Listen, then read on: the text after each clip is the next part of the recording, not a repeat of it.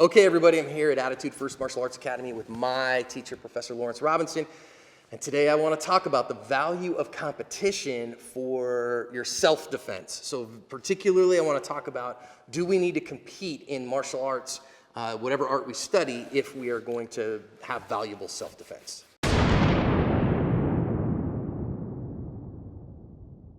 All right, Professor, I set it up for you. You did. First of all, let's get our bona fides out there and our biases out there. Tell me about your competition background. Oh my gosh.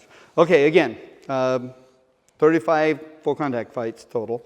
I have competed, let's see, I have to count just to make sure, but I think I'm 7-time state champion in Arizona, 3-time title holder, WKA, IKBA, and PKA lightweight champion for state of Arizona. Lightweight tournament fighter, again, 7 times. 1 time was self-defense, 1 time was weapons, and the other 5 were point fighting. I took a 2nd and a 3rd in the International Karate Championships, Mr. Parker's tournament, and a 2nd and 3rd in amateur, and a 3rd in pro division. Wow. And so you competed hundreds of tournaments. And this isn't just old stuff like, okay, you competed in IKKA back in the day or whatever. You're still competing now. Still competing now. Yeah. My big claim to fame is this year for the first time.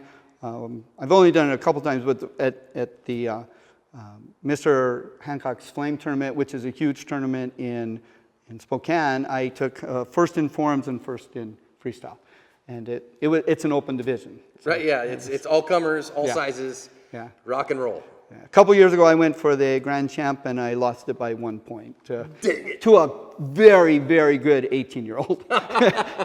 he was really good. Okay, so now you know me in my world. I really value self-defense. Okay, so practical defense on the street. So what do you see as the value of competition for street smart self-defense?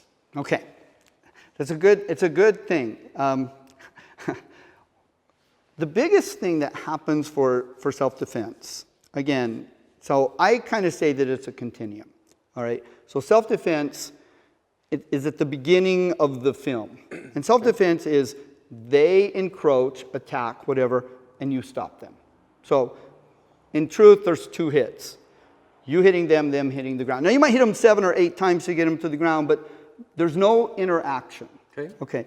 In a fight, there's an interaction. We agree, mutual combat at this point. Right. Well, at some point, right, we've decided we're here. And we gonna fight. No matter how you do it, whether it's society's rules or it's the rules of the tournament or whatever, there's this sense of understanding and rules. Okay? And we're going, now maybe the bouncers jump in and stop us, but that's still the rules. Maybe the cops stop us. All right? If it goes to combat, that's life-threatening.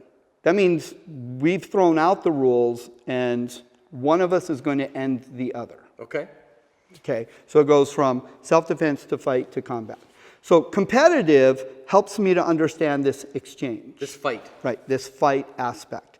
And I get to recognize the rules, and I can choose to play within the rules or play with outside the rules, so to speak. Explain that. What do you mean by that? So, like, the rules might say no fingers to the eyes.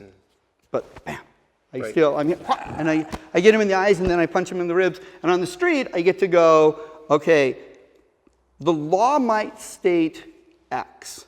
But if I put my finger in his eyes and break his ribs, and I get to prove that it was self-defense, it's okay. But if all the witnesses are saying, oh, no, there was this big fight, and this was happening, and that happening, and then if I have to go to court and it's like, well, I didn't intentionally poke him in the eyes, my hand just happened to be open, and you can see that in MMA fights all the time. Guys, they just reach out and catch the guy in the eye, and now they have to stop, and they have to do all that stuff. So that's kind of outside the rules. But in a sense, who really won? Right. I mean, listen, if I want to get away and not get hurt, whatever. Right? Exactly. So, and I mean, as litigious as this is, it always cracks me up to think that you would attack me on the streets. I would stop you by poking you in the eye, and then you would take me to court. Right, right. It happens, and though. hopefully not, you know. Right. Hopefully here in Arizona, our laws are pretty good, and that would Yeah. be very hard. So- But it happens. So do you think that if somebody is interested in self-defense, that competition should be an integral part of their work? Okay, what competition does is it really helps you to learn a ton about yourself. And it learns for you to learn to control yourself. As well as competition requires a certain amount of conditioning, training, and so for lack of a better term, you kind of have the glowing light on. And it's not like, self-defense is not an on-off switch. It's not like I'm walking around the street and it's off, and then he grabs me and all of a sudden I turn it on and I'm Superman.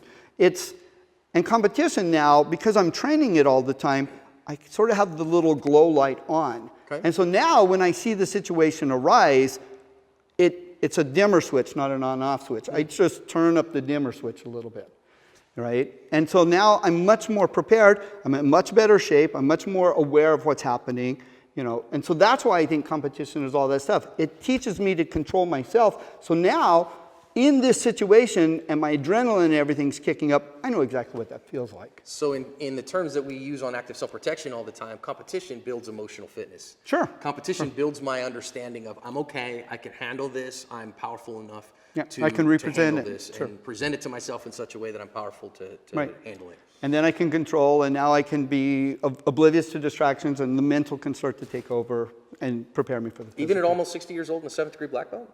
Yeah. Wow. What about a 15-year-old kid? I think, yeah, a 15-year-old kid is really charged with emotions and stuff, and he's got hormones going all over the place. So getting into some competition and feeling it and having to control it and learning how to handle it and deal with it prepares him for what really is going to happen on the street. So guys, I think you're hearing it here. And I think this was especially awesome because if I asked Josh about this, of course, you know, he's a competition guy. That's his whole world. Whereas you teach self-defense primarily. But I compete a lot. But you compete a lot. And so I think competition has great value. That's why you're going to see Professor Robinson and I are definitely going to do a jiu-jitsu tournament in 2020 here in Arizona. And guys, go compete. I think competition is good for us on so many levels. So thanks, man. Appreciate it. You too.